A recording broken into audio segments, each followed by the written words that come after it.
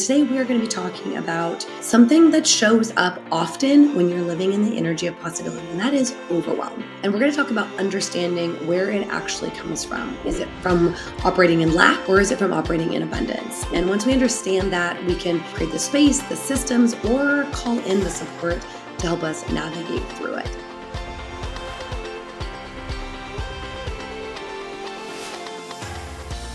Welcome to Becoming You. I'm Rebecca Cafiero, your host and hopefully your friend. I am here to share insights, strategies for living a more aligned, a more fulfilled, and purpose-driven life. But I want to talk about the root cause of overwhelm because there's really two different types. And I will say, as you hear me talk about the Enneagram a lot, but I'm an Enneagram 7 to 8. Here's what that means. The 7 is the visionary, the enthusiast, which means if someone comes to me and they're excited about something and they ask me to help or they ask me to be part of it, it's really challenging for me to say no. And it's not because I don't want to please them or that I'm worried if I say no, they'll be offended. It's because I get excited. And if I'm excited, I want to be part of it. The 2, or the helper in me, wants to help people and gets value from helping them. And now the 8 in me, that's the part I'm working on, the controller. I'm working on leaning more into that to say no. But overwhelm, it can happen when we take on too many obligations, when we have a lot happening, but it often happens when we're operating from lack.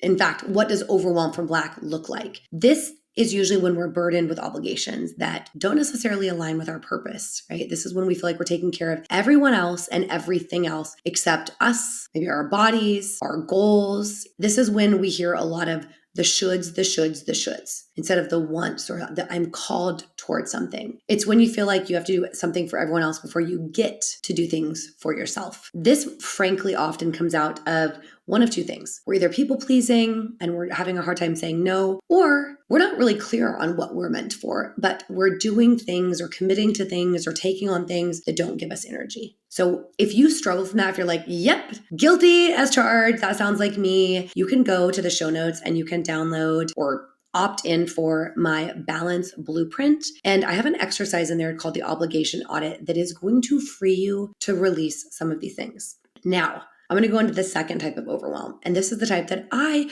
don't want to say I suffer from, but I often find myself in the midst of. I've gotten really good about my boundaries. Unless you come to me with a lot of passion, then I'm like, yes, let's do it. But I have gotten really good at getting rid of obligations that don't align with me or not doing things that I'm not excited about. However, and this literally has been happening the last few days, the last week, is I'm like, oh my gosh, I have no room for magic. I have more things on my plate, more things that I need to do. They're not even shoulds. They're actually individually all things I'm excited about. And there's more than I have time, energy, and space for. Like I'm drinking from the fire hose of abundance and I am drowning in it. And this is when we experience overwhelm because we're actually receiving everything we asked for. It's an overflow of the opportunities or connections or experiences that they absolutely feel like they're purpose aligned, but they're hard to manage all at once. It was actually, again, I'm going to give a shout out to my amazing podcast editor, Mike. Thank you, Mike, because I was telling this. I'm like, he's like, how are you doing? I'm like, I feel really overwhelmed right now. And it's all really good stuff that independently, if I looked at it, I'd be like, I'm so grateful for this.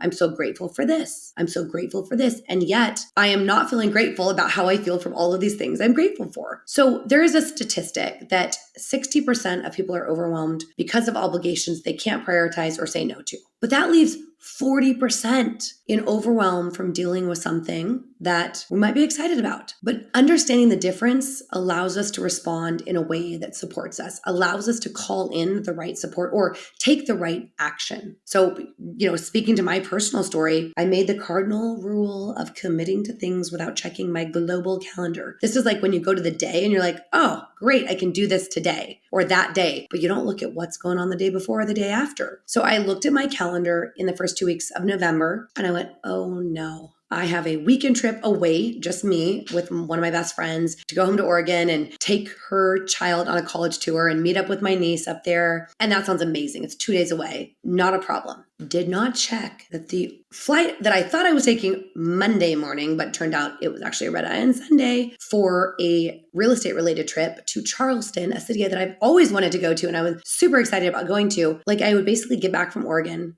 Sunday night, drive from one airport to the other without even seeing my family and missing my burlesque class that I signed up for because I'm excited about it. And I would fly straight out to Charleston. And that already sounds tough. You're like, oh, maybe manageable. And then I had another commitment on Thursday. So I'm like, oh, now I have to leave Charleston early, fly again, not back home, fly from Charleston through Atlanta to Orange County for another thing that I'm super excited about that I love doing, Chris and Lori Harder's dinner series. And I looked at that and I said, all of these things I'm so grateful for. And I feel completely overwhelmed. And I know from living in this overwhelm that even though it comes from abundance, it doesn't mean that things won't break. It doesn't mean I won't get sick. It doesn't mean obligations that are important won't get done. And like I said, drinking through the fire hose, right? Even though I'd worked to attract those things. Just another little example. This was last week when I was feeling all the overwhelm from abundance. My mentor, expander, and friend Lori Harder reached out. She's like, Rebecca, I have 2 opportunities tomorrow I need a speaker for. Are you interested? I'd love you to speak. You can do both or one. And I literally, this is like 7:00 at night. I look at my schedule for the next day. I did not have 30 minutes I could even move something around in. That day was packed tightly, which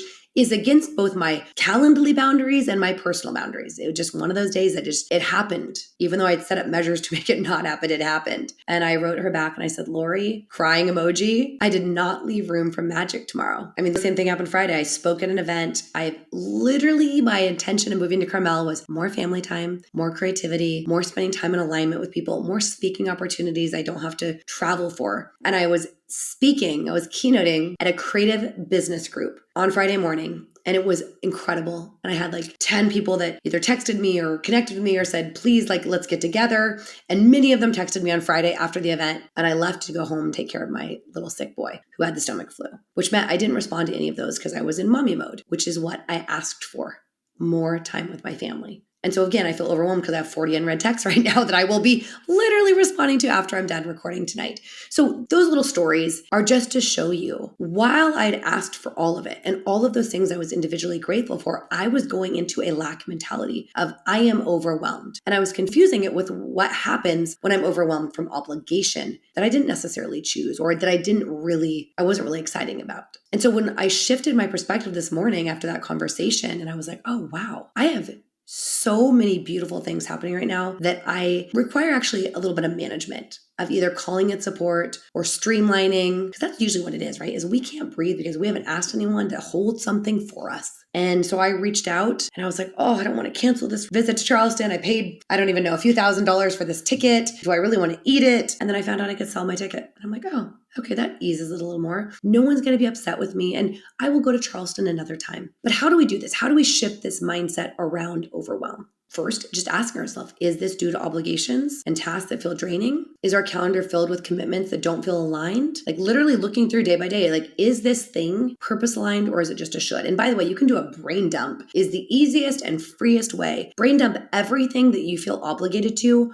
or you feel like is taking, energy or attention from you, just brain dump it. And then you can circle the things that feel aligned and you can underline the things that don't. Whatever doesn't feel aligned, you can shed those non-mission critical tasks. You can reprioritize, you can delegate, you can delete, you can ask someone for support, you can just say no. And by the way, this is permission that you might have said yes, but if it no longer feels aligned, you can go back and say, hey, I would say don't do that the day before.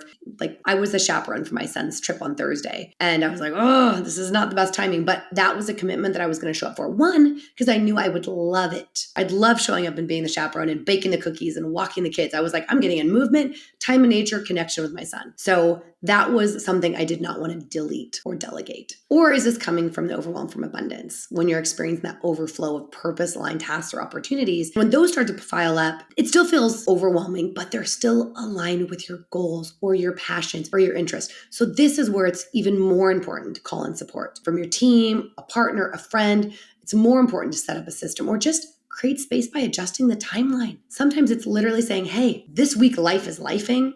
I need to extend that deadline. My friend Stephanie says, when you're juggling a lot of balls and you're worried about dropping them, you need to know which balls are glass and which are plastic. Don't drop the glass balls, but you can drop the plastic ones. So the steps, identify the overwhelm type, pause, just ask yourself, again, is this coming from a lack of alignment or is this coming from an abundance of aligned opportunities? And then realign and shed the ones that are there from Black. If the obligations are not purpose-driven, set the boundary, delegate it, reduce it, let it go. And listen to the episode that I did on procrastination and being in alignment, because sometimes you just need to let the commitment go. And going through that acute pain is going to be way less of saying, I can't do this anymore. I am so sorry that I said I could, I can't, or I need to quit this thing, right? If it's an ongoing obligation, is going to feel so good and so light when you let go of it versus the ongoing mental space that you are giving it when you don't want to do it. And then embrace the support. I mean, I'm a daughter of a single mother that grew up saying like, I am just as tough as every guy out there. Now I'm learning to be more in my feminine, but for me, a lot of it's just asking my husband. I would like him to just see like, hey, there's a lot to do. But